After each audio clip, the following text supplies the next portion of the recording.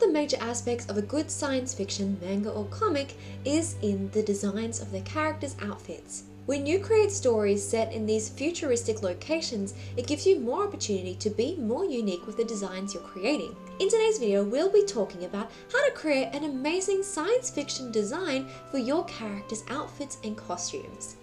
I hope you enjoyed today's video and it helps you turn your manga into a masterpiece. First of all, understand the subgenres of science fiction. Science fiction can be broken down into many subgenres. These include subgenres like space opera, cyberpunk, apocalyptic or dystopian settings, for example.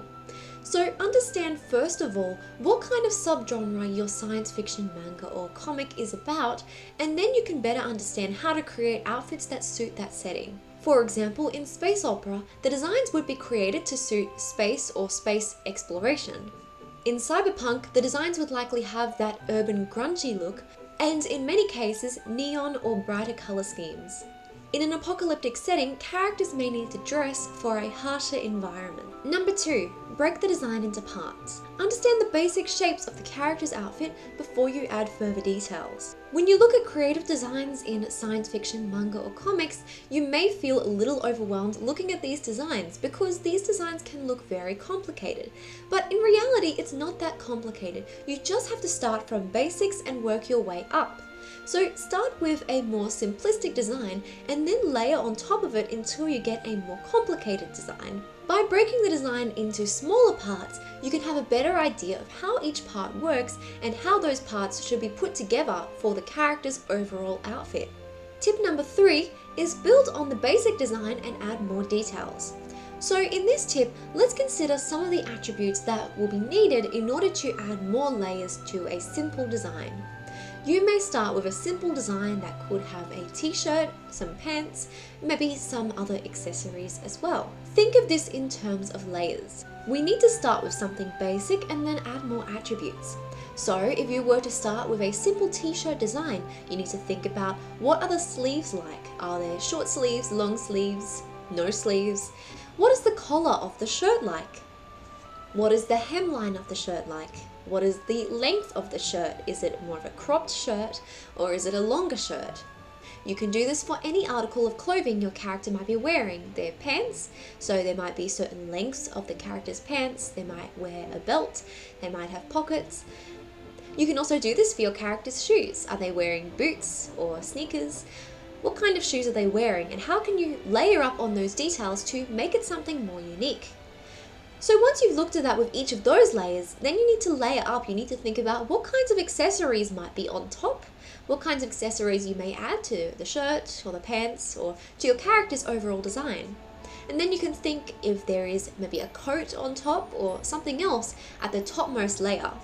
So by breaking down the character's design into different layers, you can have a better idea of how each layer would work and how that would work in the overall design. Number 4. Test a few different color schemes before finalizing. This can be a great way to see if you like the design and if it would work for the story you're creating. If you're doing this digitally, you can make different copies of your illustration and you can try layering different color schemes on top to see which you like the best.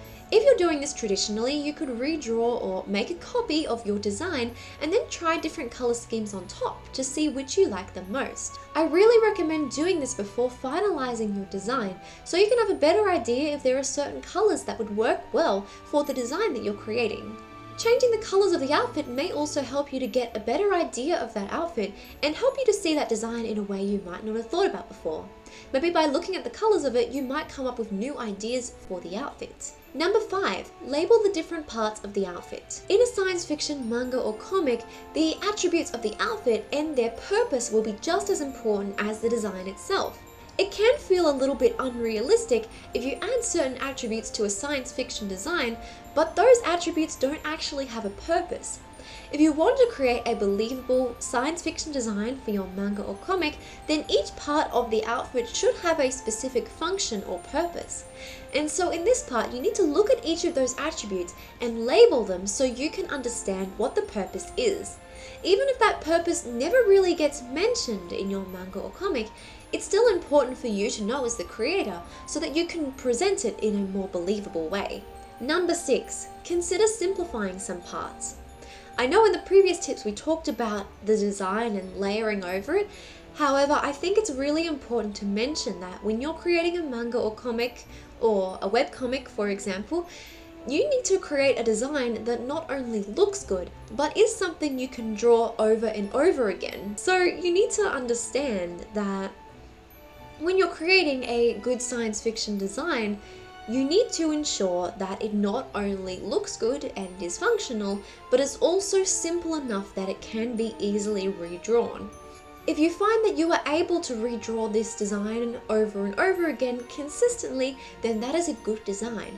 But if you find that this outfit's a bit too detailed and you might struggle with redrawing it, you may want to simplify some parts or add a little less details in order for it to be redrawable over multiple pages. I recommend you start with a certain design and then try drawing some pages of your manga or comic to see if it works before settling with that design, so you can make changes more easily and consider if this design works best for the story you're telling. Number 7.